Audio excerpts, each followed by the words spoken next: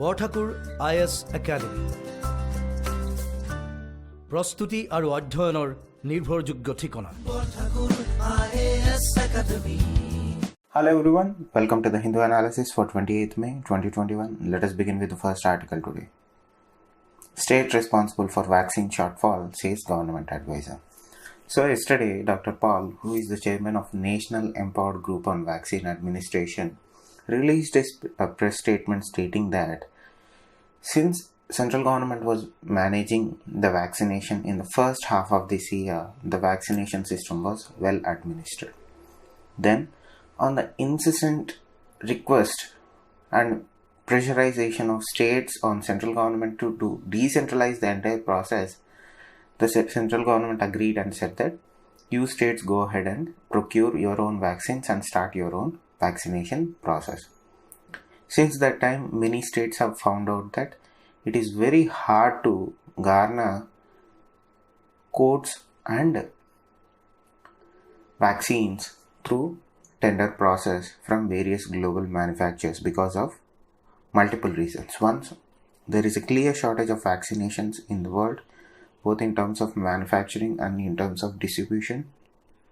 And if you are willing to pay an X amount for the vaccine, some other country is willing to pay Y amount of money for the same vaccine by order of 2.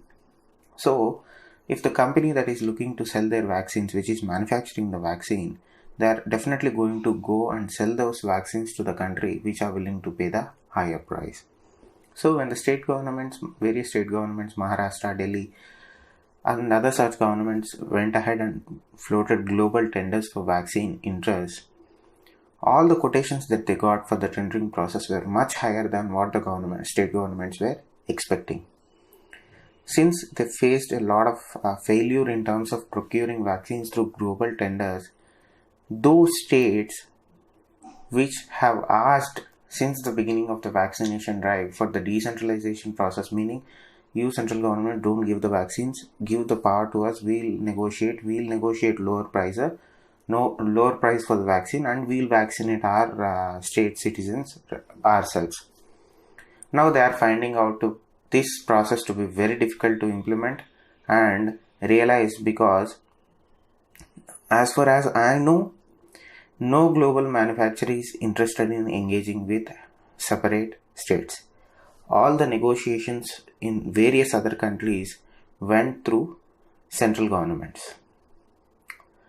Now the states, if you have been following social media platforms since past 2 days, you get these various press notes from different state governments stating that the central government must start procuring vaccines through a centralized process and distribute the vaccines procured through that process from global sellers and global manufacturers to the state governments for administration.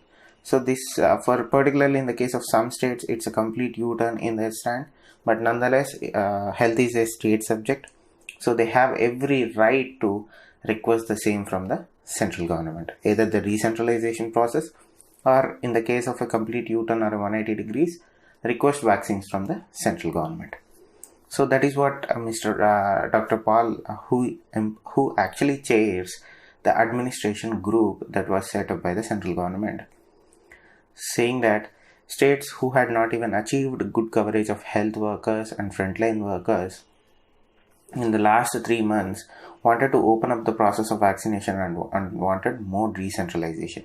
He again reiterated the same statement that health is a state subject and the liberalized vaccine policy as a result of the incessant request to give states more power.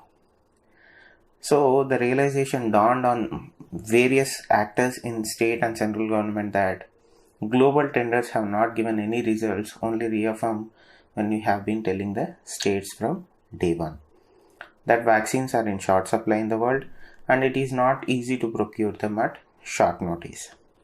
So the fact that global tenders have not given any results only reaffirm what we have been telling the states from day one.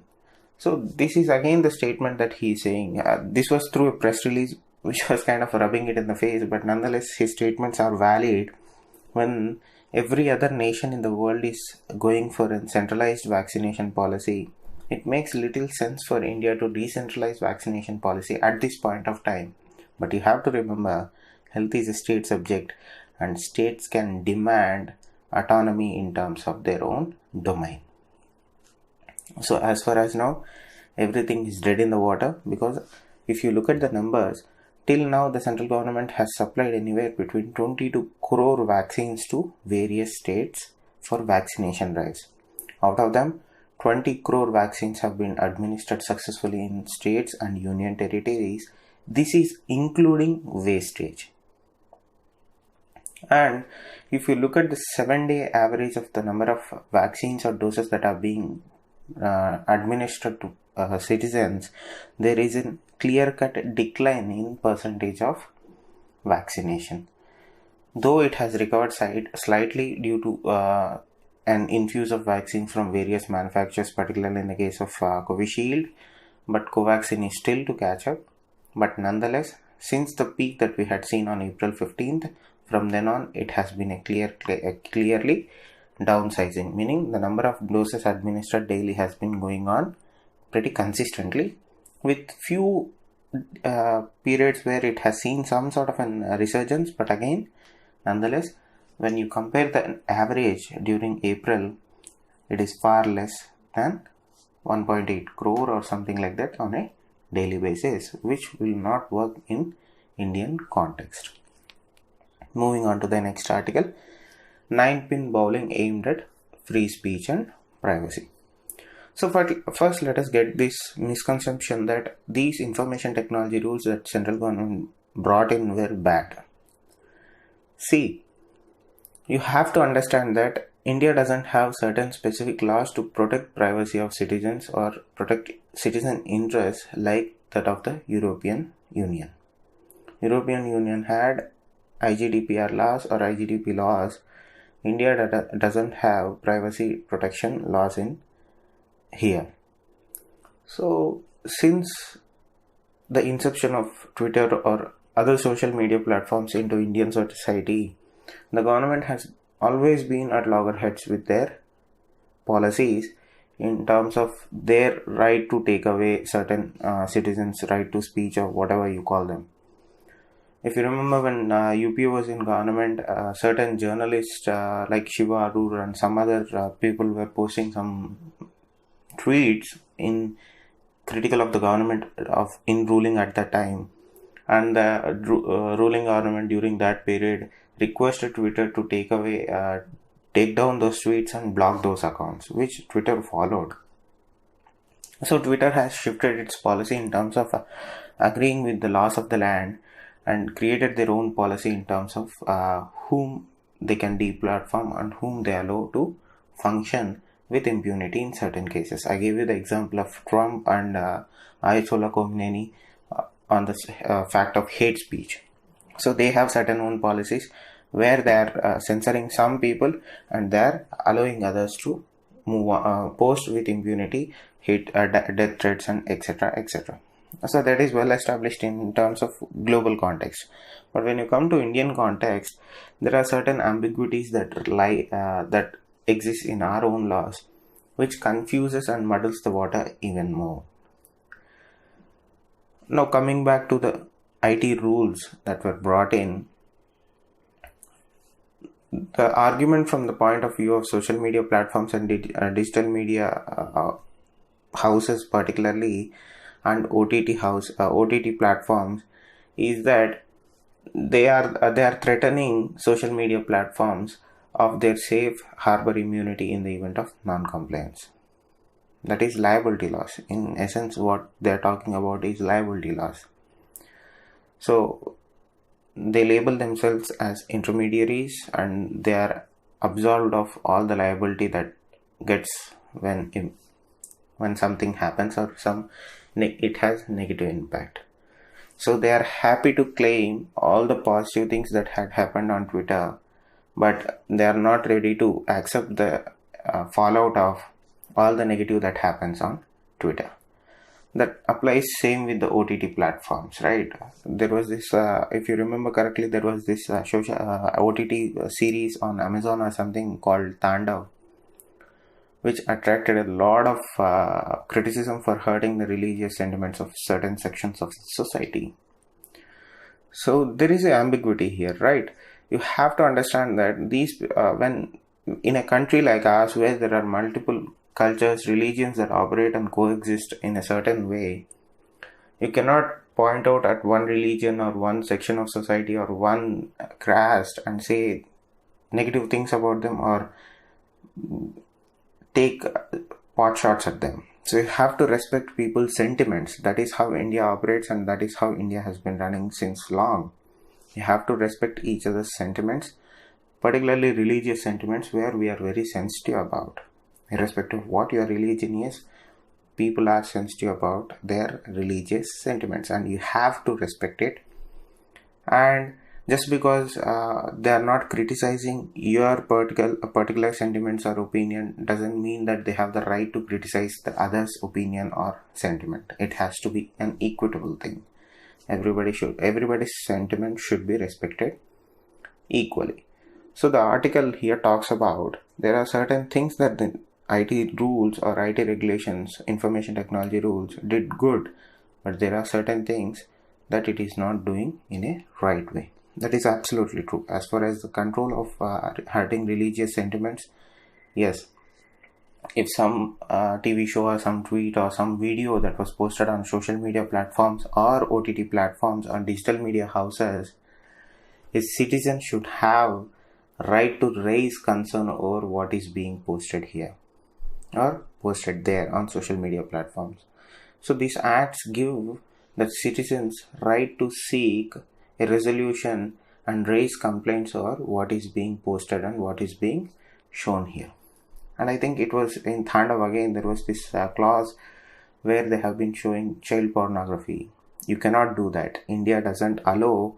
India has stricter child pornography laws when compared to other places, and our government comes down heavily. Even the courts come down heavily when some children are involved. So there was this controversy that was surrounding OTT platforms because what they were showing, because they bypassed the entire concept of the censor board and whatnot.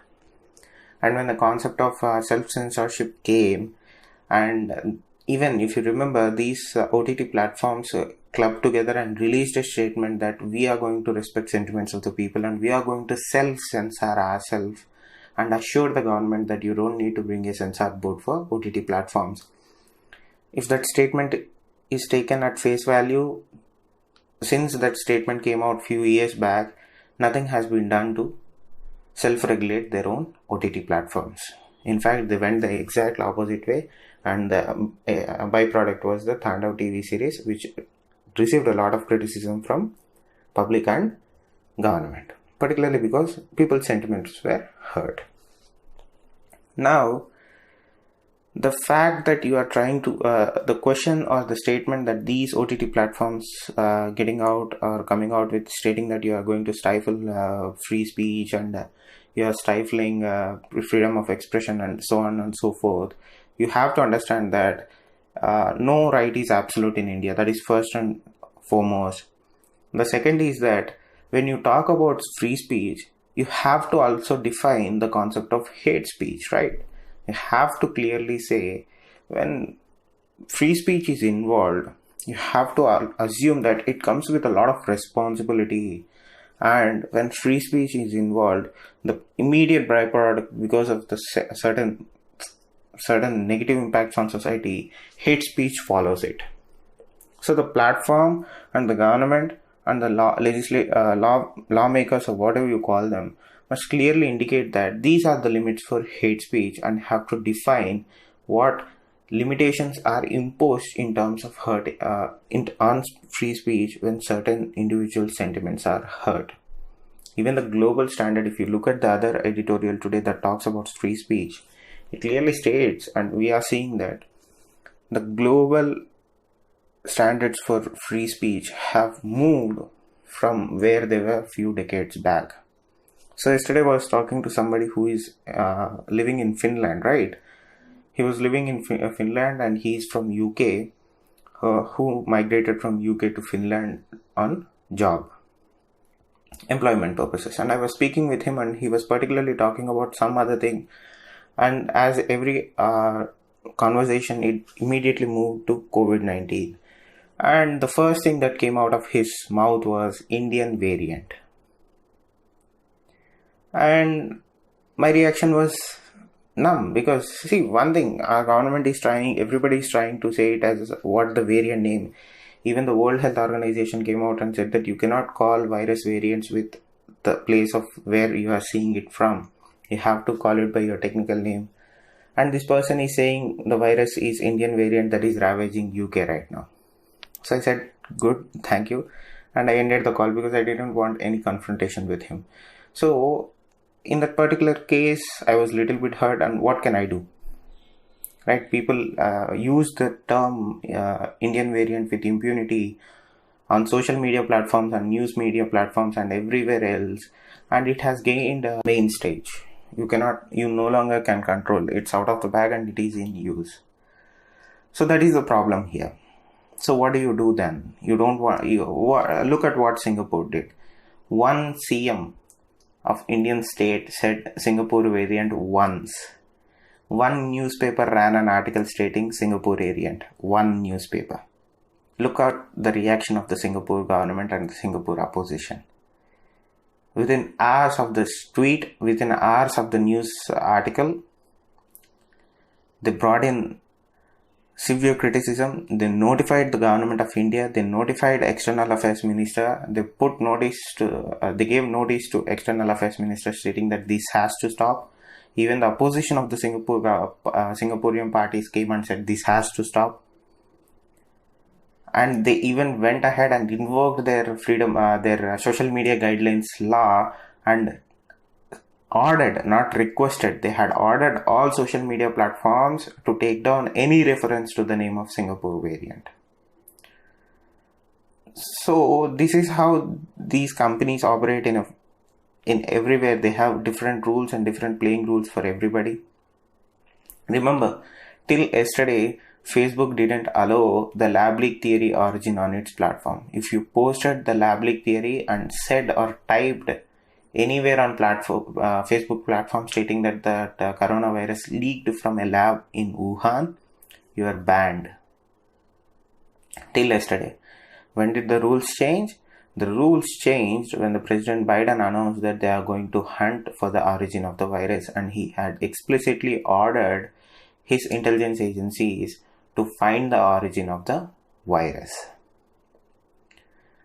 So this article goes into whether the Ministry of Electronics has the right to come out with guidelines when the monitoring domains falls into the hands of the Ministry of Information and Broadcasting. Whether these IT rules 2021 do actually come under the ambit of the IT Act or Information Technology Act 2000, or does IT Act allow the Ministry of Information and Technology to regulate the digital media and henceforth and so on. But whatever these WhatsApp groups, whatever these Twitter, Facebook, Google are saying, there is an actual discrepancy in what they are saying and what they are implementing.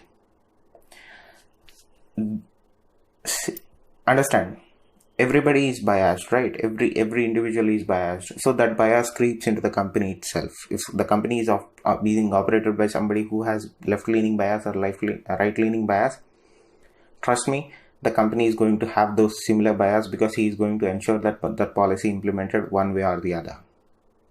So if the company itself is acting on bias, don't you think the other party, which is other side of the argument, which is bearing the brunt of his biases, should have an equal chance in expressing their own views? So it doesn't come down to the concept of whether he is right or wrong. It comes down to the constitutionality of the fact that, does he have the right to express his own thoughts or not?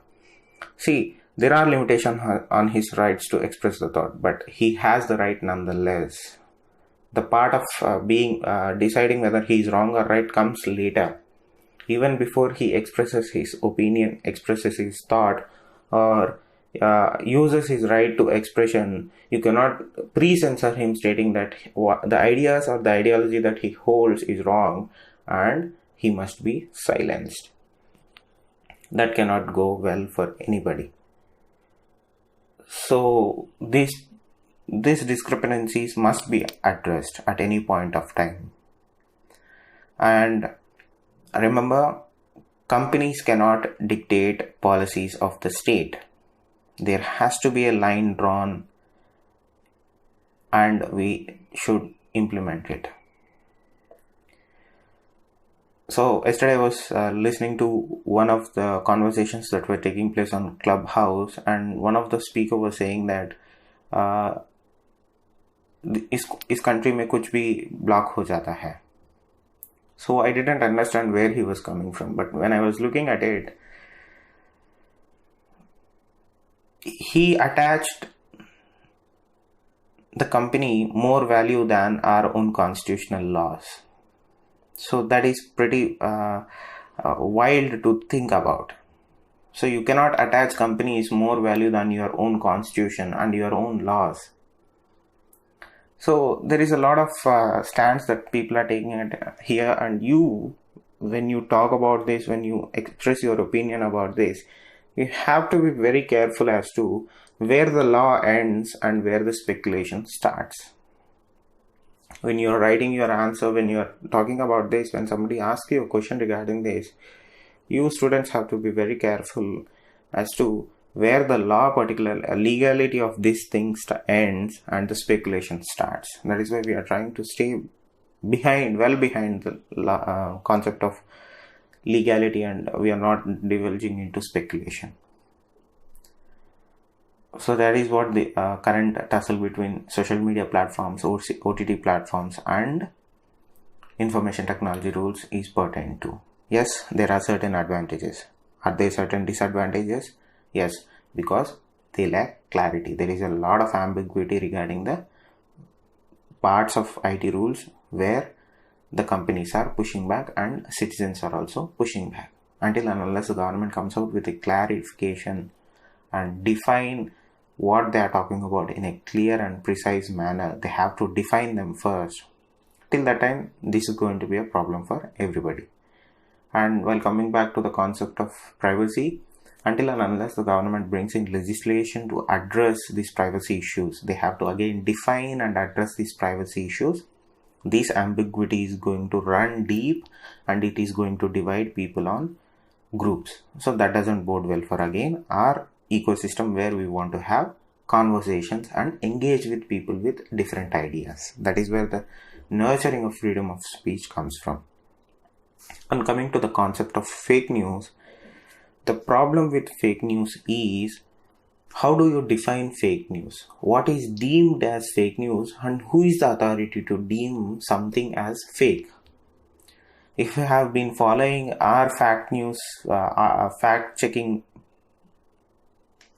Twitter handles or websites in India, I haven't seen more incompetent people checking something apart from CNN. And I thought CNN and other American outlets were bad at fact checking.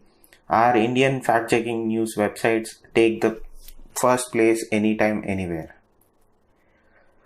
It's not that I'm against the idea of fact checking. When you incorporate when your entire ecosystem runs on the concept of fact checking something, you have to be very logical, practical, and clear and unbiased about it.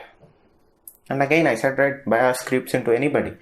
So when the concept of fake news is involved, you have to assume the person who is fact checking those news is an moderate individual who is looking at facts rather than statements or sentiments. So the entire industry that has been built around the concept of checking fact news or debunking conspiracy theories, they themselves are embroiled on ideologies, and that doesn't bode well for the definition of fake news. So it's a big of a confusion pot rather than a clarity or a clear pot. So again, fake news. Who decides what is fake news and what is real news? Again, the ambiguity comes, and you cannot regulate something that you cannot define properly without any proper definition or identification. And once you get into the rabbit hole of defining what is fake news, that is a cat that you don't want to let out of the bag. Even more legislatively empowered countries compared to India are not getting into the regime of identifying or defining fake news. So you can skirt around the concept and frame laws, but you can start defining what is fake news and you give authority to somebody to define or identify fake news. That is a cat that you don't want to let out of the bag. So this is what this particular editorial talks about. Once you get through it, you'll understand what the legality of it is, what are the ambiguity that lies with it. But at the end of the day, there are certain pitfalls in our own legislations that doesn't allow for us to identify fake news or what is free speech, what is hate speech, what is privacy and all. Until those things are settled, this ambiguity is going to stay. Moving on to the next article, addressing vaccine hesitancy. So at the beginning of 2020, Gallup conducted a poll around major countries in the world, and the poll came out stating that 1 in 3 adults in the world said they would not take the vaccines. India was better in this poll because only 18% said, compared to other world average of 32. In India, 18% said that they won't take vaccine. Since that point came, this poll was released. The vaccine hesitancy in India has gone up significantly due to WhatsApp University and other respectable social media platforms. I'm not complaining here, I'm merely bringing out the facts. You personally know how many forwards that you are getting regarding the various conspiracy theories that are attached and associated or informed by the side effects of taking a vaccine. So vaccine hesitancy is a very complex issue because over time you have to understand that India has been faced with this existential crisis of vaccinating our population against various diseases and viruses. Now, what are the critical issues that lie at the core of vaccine hesitancy?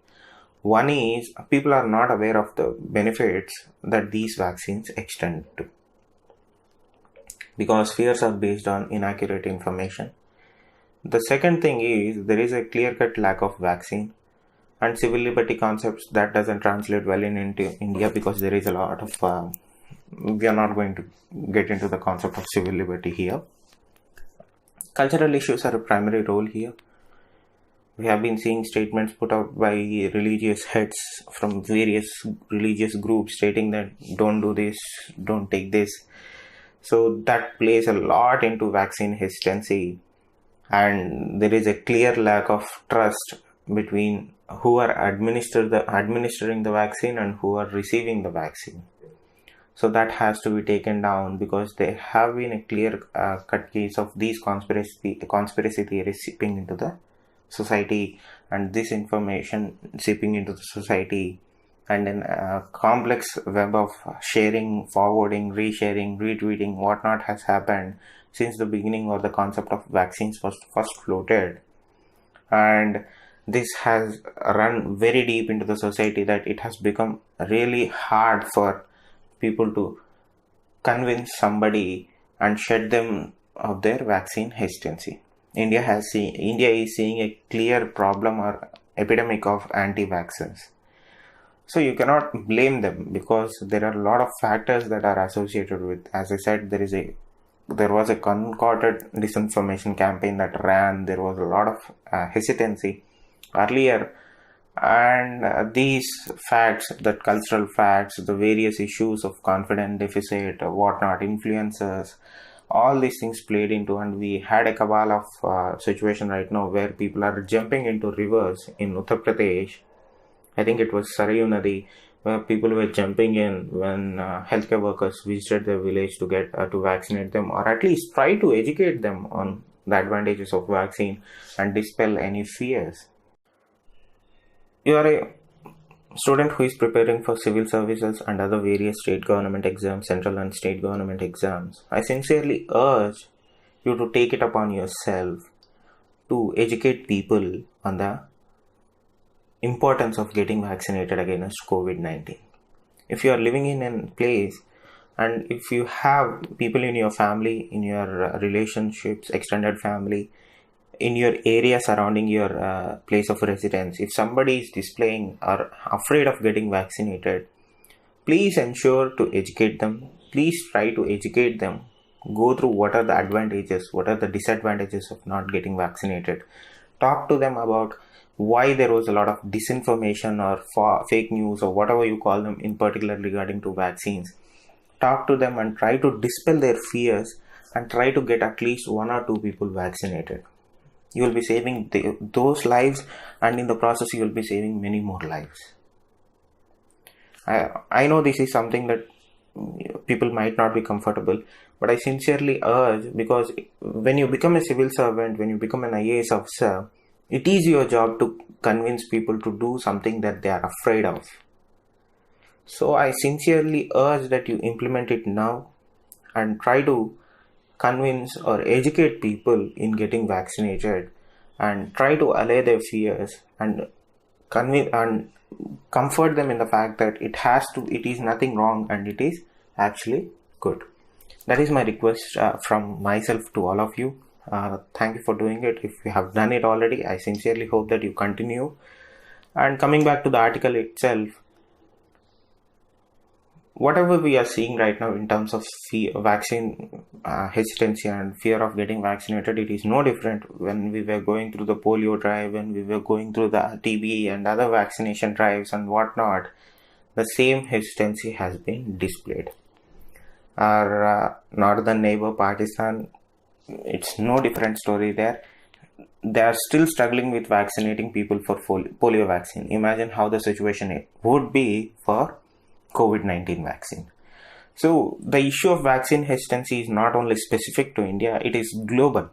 But how we go about in addressing it is specific to India, and we have to take it up in a way that doesn't hurt people on cultural sentiments, on cultural issues, but involve them and encapsulate them with clear information, building trust on various other trust building exercises. So we have to ensure that at this particular point of time, science guides us into growth. So moving on to the next article, BRICS ministerial meeting on June 1. So there is a lot of tensions going on between India and China. So during the peak of the India-China standoff, India went ahead and said that they are going to host the BRICS meeting in India, and they have invited President Xi Jinping to attend in India. So right now the thing seems to be that it is going to take place irrespective of how India and China border issue is happening. But one thing for sure is if this BRICS meeting does take out, the outcome is going to be on 2 things. One, the WTO proposal for TRIPS waiver on vaccination. The second thing that is going to come out of here is what India and China are going to do about it. The border issue is still unresolved. Chinese are still sitting on our territory. The government as of now hasn't made any statements. The People Liberating Army has been carrying out various exercises in Tibetan Plateau, close to 200 to 300 kilometers from our border. Yes, that is true. Do you think they are going to mount an offensive on Indian border? Unlikely, because India is going to have a 24 to 48 hour advantage. I have been speaking to people and they have clearly indicated that Indian Army and other intelligence agencies have been watching the border very closely than what they have been doing earlier. If they had done the same thing earlier, we wouldn't be in this problem in the first place. But nonetheless, they are doing it now. And if China is thinking about mounting an offensive on Indian borders, India will have anywhere between 24 to 48 hours of advance notice. Then we can mount our own offensive. That is the case in Ladakh area, but people are little bit silent on what is happening in Arunachal Pradesh. We have to consider the fact that China has been consistently building infrastructure. They had opened a national highway in territory that they occupy in the Arunachal region, close to that area, which allows their tank movement and infrastructure movement to a next phase that supersede or exceeds Indian infrastructure. But we are also catching up, but it will certainly take time to match up to what the China has built in terms of infrastructure in border areas surrounding Arunachal Pradesh. Coming back to the BRICS summit, the ministerial meeting will be held on June 1, where Jaishankar and his Chinese counterpart will participate. That will set the tone for the BRICS summit that is going to happen in India in the next few months. So the primary goal of this is to have China's support for the TRIPS waiver in World Trade Organization, but the background and the theme will be entirely dependent on India-China tensions. Moving on to the next article, Gaza attack may constitute war crimes. So UN rights chief raised concern over the high level of civilian fatalities. True, there have been high number of civilian fatalities when Israel mounted an offensive against the Hamas military or militant organization. So she is clearly indicating that whatever Israel military's actions in pertaining to Gaza Strip was concerned, it might be a clear-cut case of, or it might constitute to war crimes, because when a preliminary investigation was done, they found an indiscriminate and disappropriate effect on innocent civilians who were caught between the crossfire between the Hamas militant organization and the Israeli forces. So as far as OIC, the Organization of Islamic Cooperation, has called for an inquiry into this rights abuse from Israeli forces and the Palestinians. So everything is what pretty much the broad statements from various OIC member states have been. Saudi Arabia and various other OIC states have been clear-cut stating that Israel must uphold the peace, and an investigation has to be done into violations surrounding the latest 11-day violence that took place between Gaza Strip and Israel. And now, when the UN rights chief says that these may constitute as war crimes, it gives a little bit of credence to the fact that an investigation has to be done for violation of international human right law. So a little bit of pre-context to this. Let me give you one thing. Yesterday, the UN head of Israel, who is stationed in Israel, was giving out an interview where he clearly stated that Israel was very much, I'm not supporting Israel or anybody here, I'm just giving you the facts. Israel has been very cautious in mounting an offensive against the Hamas military organization, because whatever the airstrike that they carried out were very precise, and they ensured every possible means and methods to ensure that there was as little as collateral damage in their bombing raids. Second, he was saying that whenever Israel was trying to carry out an airstrike or anything, they were giving advance notice to the people living in the surrounding areas that they are going to carry out airstrikes. Third, he reiterated that Israel did not block any humanitarian aid into Gaza, because even during the barrage of rockets that were coming out of Gaza, Israel ensured that the border crossing between Gaza and other West Bank and Israel checkpoints were open. The only time these crossings were closed were when Hamas was targeting the crossings themselves, meaning rockets were being fired in that direction. In order to protect the civilians, Israelis had to close the border to protect the civilians. Until till that point, and after that point, the borders have been pretty much open, and aid was flowing in, and medical aid was flowing into Gaza Strip. This was his statements. And after reading this article, I had to ask somebody who is pretty well versed in Israel relations and Israel law and everything. And from his point of view, he's not an Israeli citizen. He's an Indian, and he is an international expert. So when I asked him how Israeli governments or Israeli military operates when coming to civil rights and civil liberties, his statement was this. So when somebody is accused of human right violation in Israel, in the Israeli army particularly, if there is a complaint against a Israeli soldier stating that he violated somebody's civil rights or his other citizens' rights, they immediately take him out of the posting, and they ensure a thorough investigation is done. And if the soldier is found to be in violation of these human rights or laws, he will be punished to the extent of law. If not, he'll be put back into the army. So whatever he was saying was, what I got out of his statement was that Israeli army particularly do follow international law. And when you listen to domain experts who talk about the right of self-defense and retaliation, Israel has been pretty much in line with the international law. But the question over innocent lives lost, particularly in the case of Palestinians, where 200 and close to 250 people died, and in the case of Israelis, 12 people died, including an Indian. So again, when the UN rights chief says that there are certain humanitarian violations, it has to be seen that investigation is conducted.